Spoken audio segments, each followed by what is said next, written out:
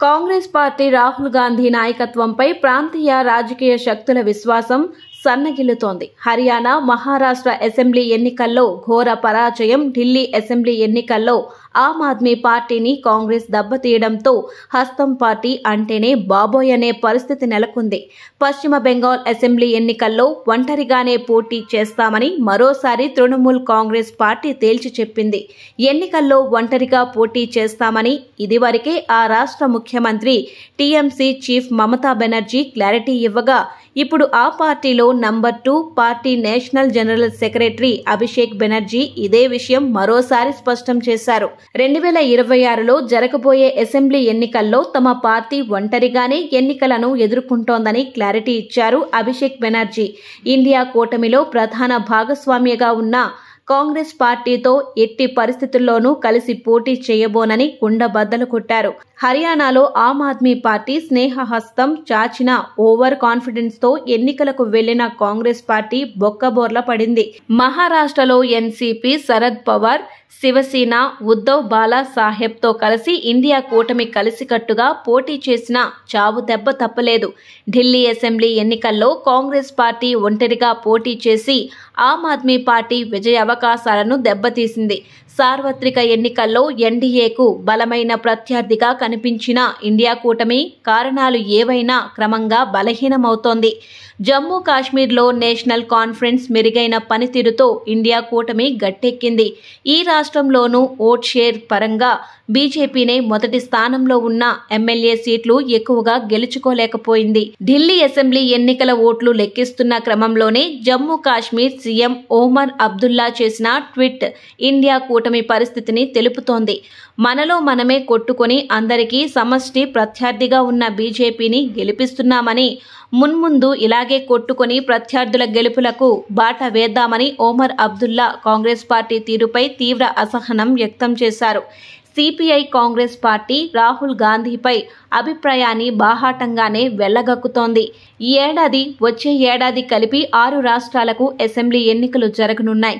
బీహార్, అస్సాం అసెంబ్లీలకు ఈ ఏడాది అక్టోబర్లో, కేరళ, తమిళనాడు, వెస్ట్ బెంగాల్ అసెంబ్లీలకు వచ్చే ఏడాది ఏప్రిల్, మే నెలలో ఎన్నికలు జరగాల్సి ఉంది. కేరళలో అధికారంలో ఉన్న ఎల్డీఎఫ్తో కాంగ్రెస్ నేతృత్వంలోని యూడీఎఫ్ నేరుగా తలపడుతుంది.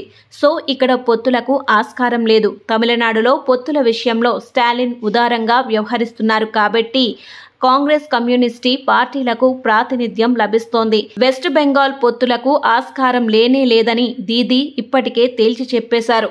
ఇక మిగిలింది బీహార్ రాష్ట్రం. ఇక్కడ కాంగ్రెస్ ప్రధాన పోటీదారు కాదు. తేజస్వి సూర్య నేతృత్వంలోని రాష్ట్రీయ జనతాదళ్ బీజేపీ, జేడీయూ కూటమిని ఢీకొట్టబోతోంది. లాలూ, తేజస్వి ప్రభ చాటున కాంగ్రెస్ తన ఉనికిని వెతుక్కోవాల్సిన పరిస్థితి. తమిళనాడు, జమ్మూ కాశ్మీర్లో మాదిరిగా బీహార్లోనూ కాంగ్రెస్ పార్టీ నామమాత్రపు ప్లేయర్గానే ఉంది.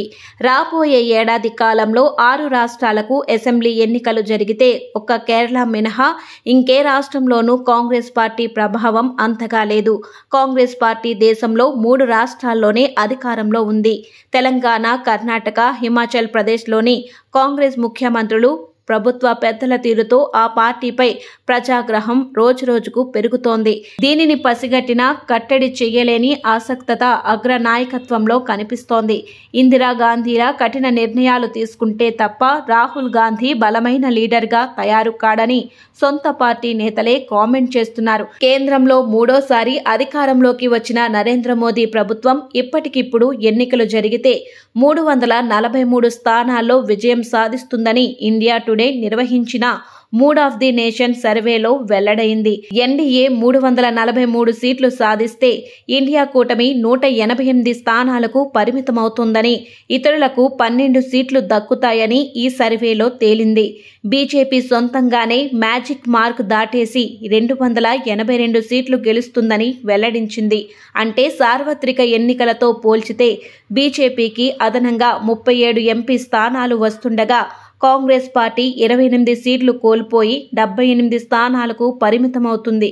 ఇతరులు 9 సీట్లు కోల్పోయి 184 స్థానాలు దక్కించుకుంటారని India Today mood of the nation survey వెల్లడించింది.